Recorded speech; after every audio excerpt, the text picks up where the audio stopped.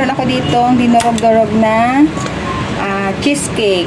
Meron din ako ditong Alaska condensada, Alaska creme densada, at meron ako ditong Alaska evap.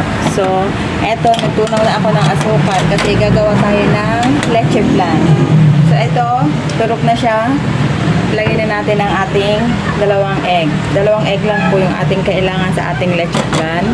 Ilagay na natin ang ating evap. Lagay din natin ang ating kondensada. Siyempre, sa din natin kasi sayang.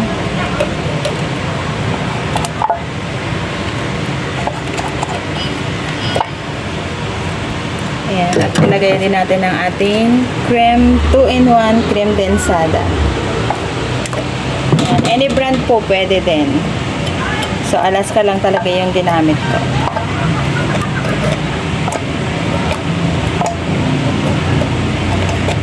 Ayan.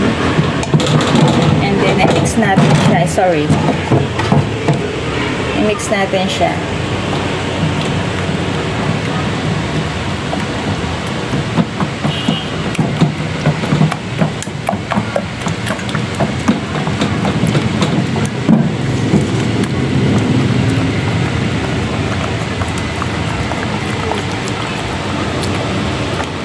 Ayan, kapag alam nyo na pong mix na siya yung lahat ng mga ingredients, ayan, isit aside na natin siya. Ayan, mag-dissolve tayo ng gulaman. Ayan, meron tayong 3 cups ng, so baso na siya kasi wala kaming cup.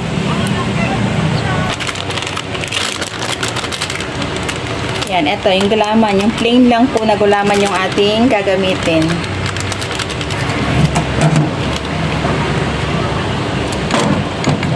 Ayan, i-dissolve lang natin siya.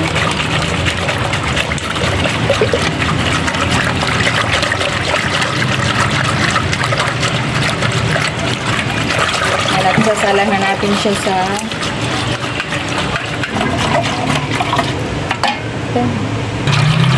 ayan, hantayin natin siya mag-stir. I-stir lang natin siya ng i-stir hanggang sa mag-boiling siya ng a little bit.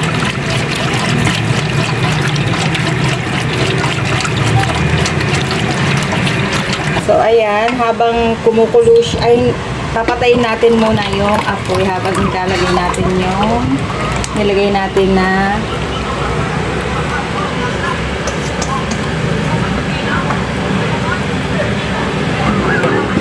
ayan, haluin lang po natin siya ng haluin para hindi siya magbuo-buo.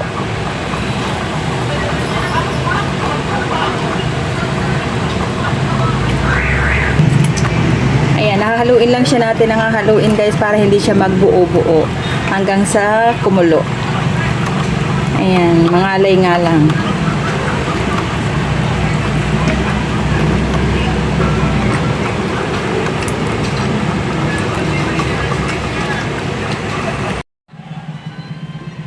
Ayan, ito na guys, malapit na siya.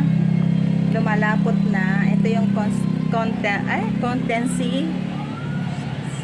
consistency na hinahanap natin.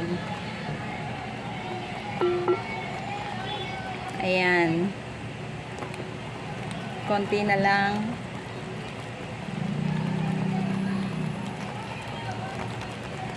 Ayan guys, lumapot na siya.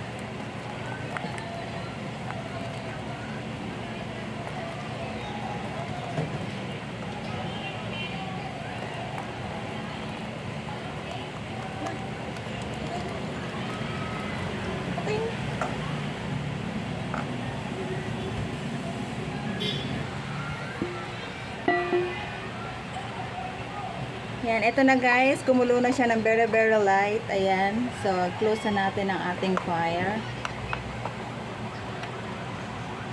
Yan, isasalin na agad natin siya guys dito sa ating molder. Ayan.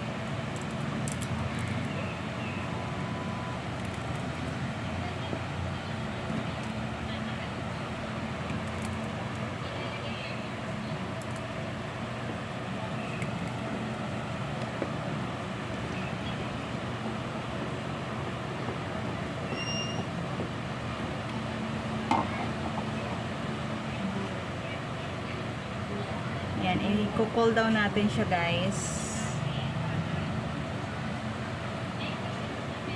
Ating finished product, you see? Wow!